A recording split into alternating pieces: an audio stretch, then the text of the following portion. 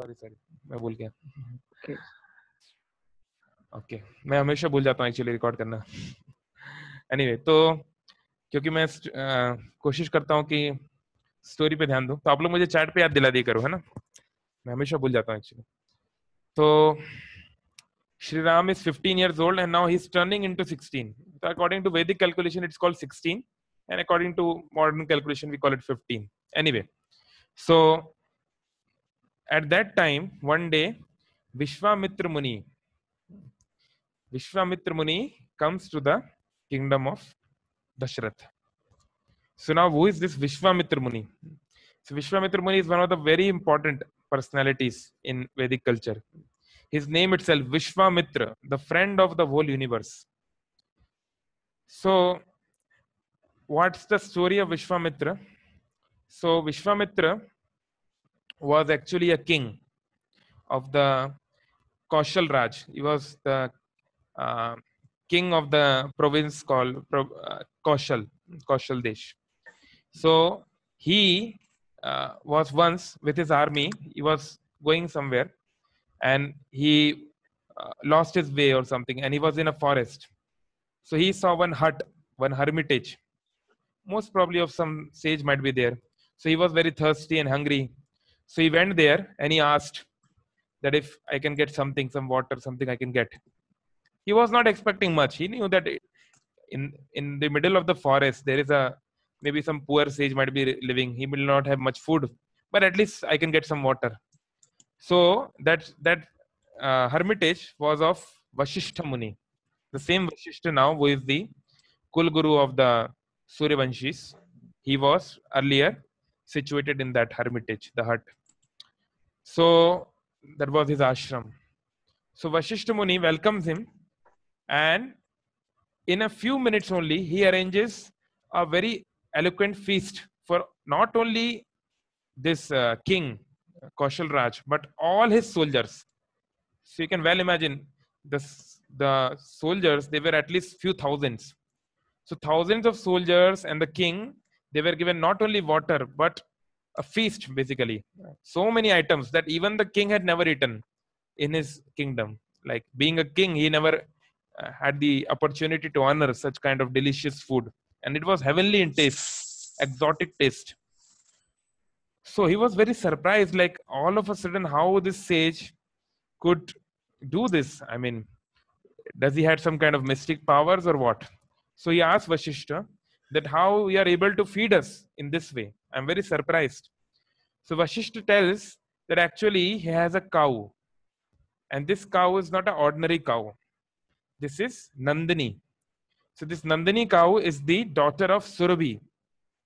So Surabhi, if you know the Vedic history, in Swargaloka, so in Swargaloka, in the heavenly planets, there is a garden called Nandan Kanan. Like in Bhubaneswar also we have a garden like that, but in reality there is a garden, Nandan Kanan. And the demigods, Devtas have this cow called Surabhi cow. So Surabhi cow is, it's a um, it's a desire fulfilling cow. In the Brahm Samhita also it is said, Chintamani prakara sad kalmashu vriksha laksha vriteshu surabhirahi palayantam. So Krishna also tends or takes care of lakhs of surveys in Vrindavan also. So this Surabhi cow's daughter is this Nandini cow. So this Nandini cow is the desire fulfilling cow. So this cow now, it's a very like a very contemporary thing. People generally ask. So is cow a mother or is she a god or what? So in Vedic culture, there are 7 kinds of mother. So I'm forgetting the shloka right now, but of course, one's own mother, Dhatri. Dhatri means the nurse, which actually gives us birth. Because earlier there were no hospitals and all. People used to be born at their home. So the Dhatri, generally a old lady, which will help the mother to like give the for the birth of the child. That Dhatri is the mother. Earth is the mother. Then Guru Patni, the wife of the spiritual master or the guru, she is like mother. And then the queen of the state, she's like the mother, because the king is like the father, you know, and like that. There is one more maybe, and then the cow. So cow is considered like a mother. Why? Because just like we have our mothers, our biological mother. So why? What mother does? She gives us milk, isn't it? See, such a wonderful arrangement by the Lord that normally the woman won't have milk in her breast. Generally, she won't have. But as soon as the child is born, when the reed is there to the child, somehow the body develops the milk. And that milk is actually transformation of the blood. Even the modern science agrees with that. So, such a nice arrangement of the Lord, huh? That when the baby is hungry, the mother has to feed the breast milk, isn't it? So she feeds the milk to the child, and that's why she's the mother. So similarly, this cow. Now, what cow takes from the human society? Practically nothing. Cow only subsists on grass. She is not demanding anything as such. And the grass, which is actually not eatable by the human beings cannot eat the grass. That grass, this cow eats, and she gives you, in return, she gives you milk, which is like nectar. Milk, if taken in proper way, at proper timings, in proper quantity, and with proper additives, it is like nectar. It can really help one's fight one many diseases actually. So, like if you take it in night time, you can take milk, but don't take it after taking the food. There are certain considerations Ayurvedic. So, if you have taken food after 2 hours, you can take maybe 250 ml, 1 glass, and then you can add good the jaggery, or you can add turmeric powder, haldi. So like that, if you use it properly, it will give you very nice healthy body. But if you use it in a nonsense way, then of course there might be side effects also. So anyway, so this cow, that's why she's considered as mother. So is cow God? No. Nowhere in the Vedas cow is considered like God or the supreme Lord or something like that. She's like mother. So why she's worshipped? Because unlike the Western religions, like the Abrahamic religions, where only God is worshipped and no one else, Vedic culture is not like that. God is definitely worshipped and given respect, but the other entities also, like Guru, spiritual master. Is spiritual master God? No, he is not. But still he is worshipped. Parents, Mata Pita. Are the parents worshipped? Yes. But are they God? No, they are not. So similarly, some of the so-called scholars of the different religions, they sometimes say that Hindus, they worship, they're worshippers of cow urine. So this is something which their uh, uh, their intelligence will not understand, because they are not able to understand the culture, the the subtle values. It's not that one has to only respect God. No. In the Padma Puran, Lord Shiva tells Parvati Devi, Shivji is telling Parvati, uh, Aradhananam Sarvesham, Vishnur Aradhana Param. Of all the Aradhanas, of all the pujas, of all the worships, the best Aradhana is to do the worship of Vishnu. But even more, Tasmat Parataram Devi, but Devi, even higher than worship of Vishnu is Tadiyanam Samarchanam. The worship of Tadiya, things related to Vishnu. That is, those people, those things which are related to Vishnu, which are dear to Vishnu, if we worship them, if we take shelter of them, then it's even better than taking shelter of Vishnu. So all these cows, Krishna's name is Govinda, Gopal. He lives in a place called Golok. He likes to go in Govardhan. So all the things are related to cow. Krishna loves cows. This is his favorite, one of his favorite devotees. It's not that Achha, Shubhang is saying that it's connecting and disconnecting. I don't know why it's happening. Maybe you can close the video. Maybe I can just stop the video then. So the uh, uh, yeah, so these cows are very important for Krishna. Similarly, parents are, especially the mother. The mother is considered the first guru. Even before the father, the mother is considered on a higher position, because if the mother is not there, the child won't stay for long. So she is the first guru. So there is a need to worship, there is a need to give respect to the parents. Then the spiritual master, the guru. If there is no spiritual master, then one will never get Krishna anyway. So spiritual master is also so important. Sakshat dharitvena samasta shastre. He is like Hari only. Yuktas tatha bhav yata eva sadhavi. Kintu prabho ya priya eva tasya. But he is very dear to Hari. So he's like Hari, but he's not Hari himself. So like that. So cows are worshipped in this sense. Cows are not God. Neither cow is an animal. That's very true. But we all are also like animals. Human beings are also like animals. Human beings are also not godly as such. So we have to understand that when we say we worship cows, when we say it's because of their qualities, it's because of their contribution in our life. It's not that they become God or something, but yes, they are very dear to us, and they cannot be neglected, because in this culture, in the Sanatan Dharma, it teaches us not to worship only God, but to everything which is associated with Him. So this is the thing which we have to understand, and we have to explain to so-called intellectual class of people who thinks that we are simply worshipping animals or something. Anyway, so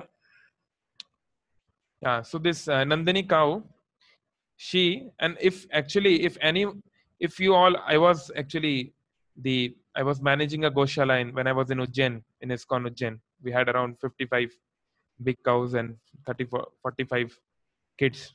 So calves. So if you stay with cows, you will see how much sattvic cows are. Their behavior, the way they deal with you, they're very, very peaceful animals. So that's why they are appreciated, because, and it's also one thing that those who have the body of cow in this life, most of them will get the human life next time. Cow is one of the the species which is just next to human being. So next time they have a good chance of getting a human body. So we have to understand these intrinsic things are there behind the love of the Hindus for the cows. There is a reason for that. So anyway, so the so this Nandini, she says that so the Nandini cow, because of her, Vashishta was able to feed the whole army of uh, Kaushal Raj. So then, when he comes to know this Kaushal Raj, who is he? Vishwamitra only. Earlier he was a king. His exact name I'm forgetting, but something Kaushalendra, something like that. Anyway, so he said, see, Vashishta, उसके मन में आया उस king के कि what this sage will do with this cow. This cow, she fulfills all our desires. She's a desire fulfilling cow. She should be with me, the king, who has so many responsibilities. What this sage will do of this cow? He is a sage, he doesn't need this. So he approaches the sage Vashishta and he tells him that Vashishta, please give this cow to me. And if you want something, I can give you some money or something if you want for exchange. So Vashishta says, see, this cow is not for sale. She has been bestowed, she has been given me as a boon, and she's just like my daughter. So there's no way I'm going to give it to you. So then this Kaushal Raj, he becomes very angry. And he says, what do you think you are? You are simply a beggar. You are simply a so-called sadhu. And a sadhu should be renunciate. He should not have any desire, no attachment. And you are so attached to this cow. What kind of sadhu you are? So see, that's what happens. Sometimes even those who are adharmic, they talk a lot about dharma, isn't it? So see here, Kaushalendra, he wants to steal someone else's cow, and he's giving arguments from Dharma Shastras that a sage should not be attached and this and that. Similarly, you see many times Ravan giving speech, lecture to his countrymen, to his his ministers and all, that what we should do according to the dharma. Or even Hiranyakashipu telling his son Prahlad that one should follow the advice of his father. So many times people talk about etiquettes, talk about morality, talk about very good things. Even the most rascal third class person also talks about that. But when they talk about this, when they are interacting with others. So from others, they expect a behavior of dharma, even which is not relevant here. But when it comes to themselves, they don't want to follow any dharma. Ravan never followed dharma, but he is expecting the others to follow dharma. Like Duryodhan, he was not following dharma, but when many of the warriors were killed, Bhishma was wounded or Karna was killed, he was angry that why Pandavas are fighting in this way. This is not dharma. So Duryodhan is saying all these things, who is adharma personified. So simply if someone is telling something good, something nice, that is not enough. There is a nice saying, your actions are screaming so loudly that I cannot hear you. That means actions speak louder than words. So one may be knowing many things and one may be speaking very nicely, elaborately about those morality or etiquettes or dharmic religious subject matters. But if one does not follow it himself, he has no right to say all these things actually. And there was a Christian missionary, I think, if I'm not wrong, Saint August, maybe, I'm not sure. One of the saints, one of the prominent 12 saints of Christianity.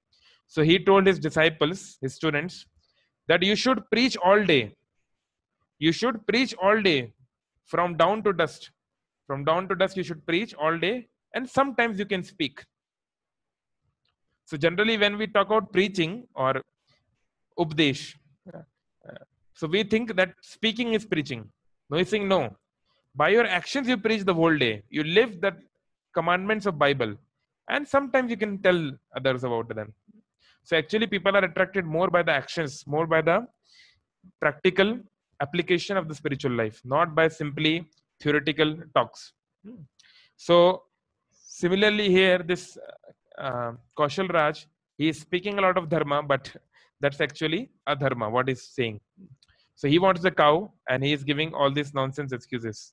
So Vashisht says no, and the cow, she and Vashishta, by their powers, they actually defeat the whole army of Kaushal Raj. His whole army is defeated and he's not able to counteract the mystic, the power of Vashishta or even Nandini. So he understands that being a king is not of much use. The Kshatriya power, the power of the arms, physical power, is less than the power of the mantras. The power of the mantras, divine weapons which Vashishta had, he cannot defeat it by physical prowess. He understood this point. So now he decided that I will give a reply, a solid reply to this Vashishta. And this Vashishta is so powerful because he's a Brahma Rishi.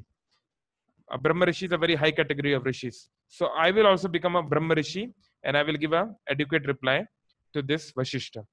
So saying this, he leaves his kingdom, he leaves his wife, family, everyone, and he goes to the jungle and starts doing austerity, tapasya. So okay, 40 minutes are up. So let's disconnect the call and let's again meet. We'll close the lecture around 9 o'clock. So let's meet again after 1 minute. Click on the same link and we'll talk for maybe 15 more minutes. Okay. Hare Krishna.